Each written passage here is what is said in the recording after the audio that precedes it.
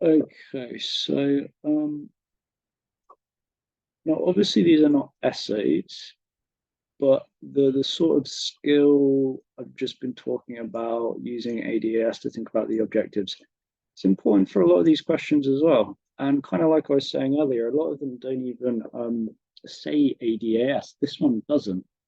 But this is absolutely a question where you kind of need ADAS to do this right. And if you think about it, there's going to be two types of students in a way. Those who immediately realize ADAS is a really, really useful way to get the answer to this question, and those who don't. And those who don't are probably going to be a lot longer for a lot of questions or a lot less likely to get to the right answer than those who do.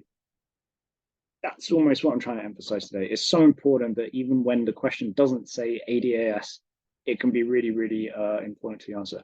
So how do I know? Well, this question says, all other things being equal, which of the following would be the most likely consequence of an appreciation in the external value of a country's currency?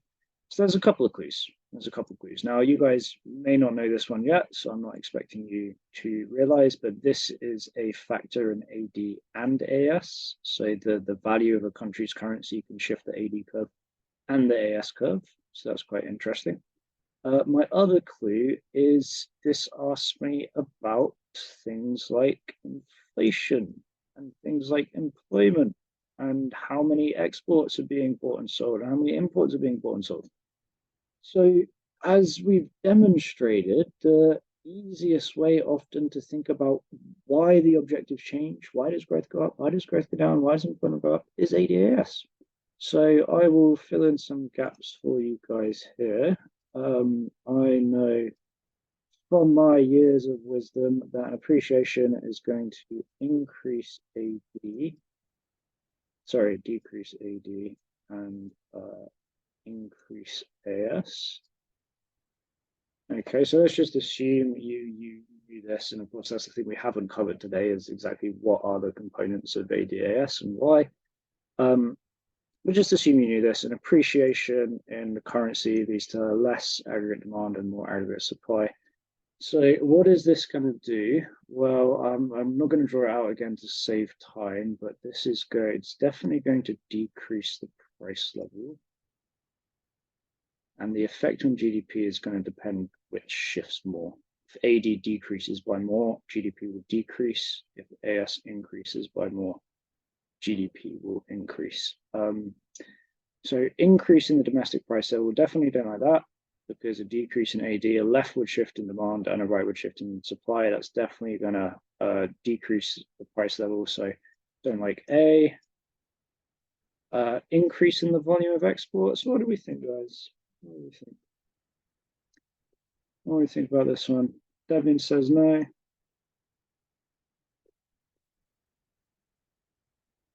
Drew says no.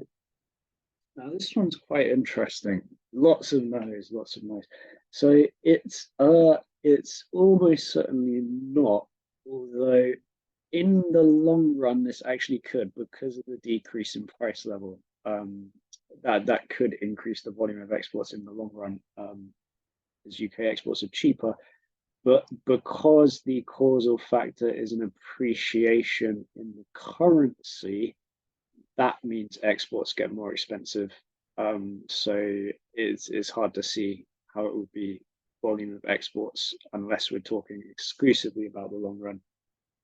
And even in the long run, it would sort of be a counterbalancing effect. If you see what I mean, the value of the currency goes up, which makes exports more expensive, but then this is somewhat counteracted by the decrease in domestic price levels. So okay, no B. Employment in the domestic economy. That's a very interesting one. That is a very, very interesting one. Because as I said earlier, what happens to GDP will depend on which shifts more. So it's a bit complex, but we don't have any indication of which shift more. We've got no reason to assume AD goes down more than AS goes up, or vice versa. So jury's out. The jury is out there. I think we're going to be more interested in D, which makes perfect sense because if the currency appreciates, then imports get relatively cheaper, exports get relatively more expensive. So buying more imports. But no, again, you need lots of you need quite a few topics to get this question right. You know, what are the causes of shifts in AD, blah blah blah. But hopefully you can see that this first one in particular, just using ADAS was a very quick, very efficient way to isolate that one as incorrect. But okay, all right, let's move on. Clear my notes. Let's move on to question 7. No, this one's a bit too easy. I think I'm going to skip this one. I'll just give you guys the answer. Which of the following is most likely to result in a rightward shift of the short-run aggregate supply curve? This is the kind of thing where I'm going to be honest. I'm going to be blunt. I'm going to be harsh. If you don't get, if this comes up in your final exam and you don't get it, you did not do enough revision or the right kind of revision over the year, because this is very, very basic. And if you've been revising the basics, it should be very easy.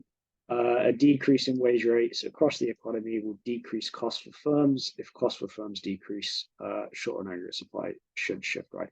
I'm not even going to look at those. Not even going to look at those. Okay, all right. So another one. This is good. This is a very, very good one actually. Number 8 here, which it seems almost like it's a completely different topic and something you guys might probably haven't covered yet. Is macro policy. But believe it or not, macro policy revolves around a certain other topic that we discussed today. That is ADANS. And the macro policy is basically split into demand side policy, which can be either monetary or fiscal. So basically, to simplify, policies that shift aggregate demand are demand side policy. That can be monetary or fiscal. Nice, clean, simple. If it shifts aggregate demand, it is a demand side policy, and there are 2 types, which we call monetary and fiscal. The other is supply side policy. You'll never guess which curve supply side policy tries to shift. They keep it nice and simple in macro, right? When it comes to policies to change the economy, to impact growth, blah, blah, blah, you've got demand side policy, which tries to shift aggregate demand, and supply side policy, which tries to shift aggregate supply. So this question is asking us, what kind of policy is a cut in income tax? And it gives us, it's both a monetary and fiscal policy, which sounds very unlikely because it's that's two different types of demand side policy. I feel like they're mutually exclusive. It's always either monetary demand side policy or fiscal. B is both a monetary policy and a supply side policy. So that's saying both a demand side policy and a supply side policy. C is very similar, a demand side policy and a supply side policy. And D kind of says not demand side, neither a monetary nor fiscal. So that could be saying it's just a supply side policy. So I haven't talked about ADAS much so far, but again, if you think about like what's the quickest way to answer this question, or to help like clarify what the right answer could be.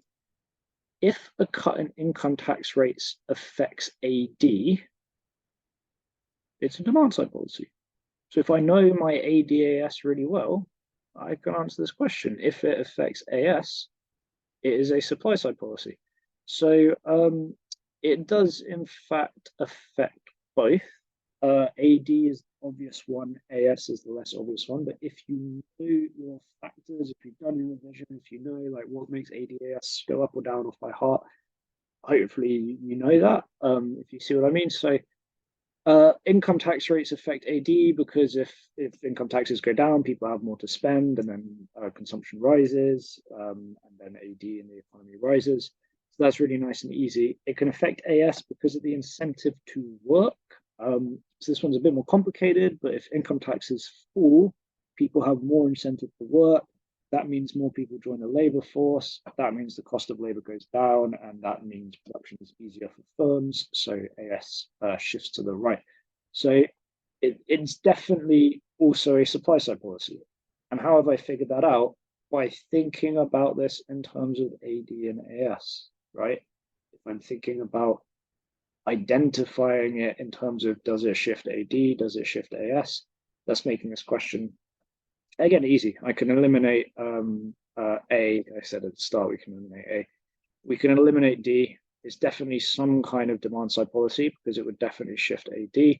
So it's got to be either B or C because it shifts AD and AS. The correct answer is C. But again, that's the part that I wouldn't expect you guys to know yet, is what exactly is the difference between monetary and fiscal.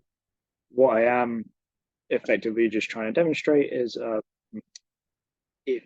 how much ADAS underlies questions on other topics. We've had questions on macro objectives. We've got questions on macro policy, and a lot of the time, ADAS, even if it's not mentioned, is the best way to think about the answer to the question.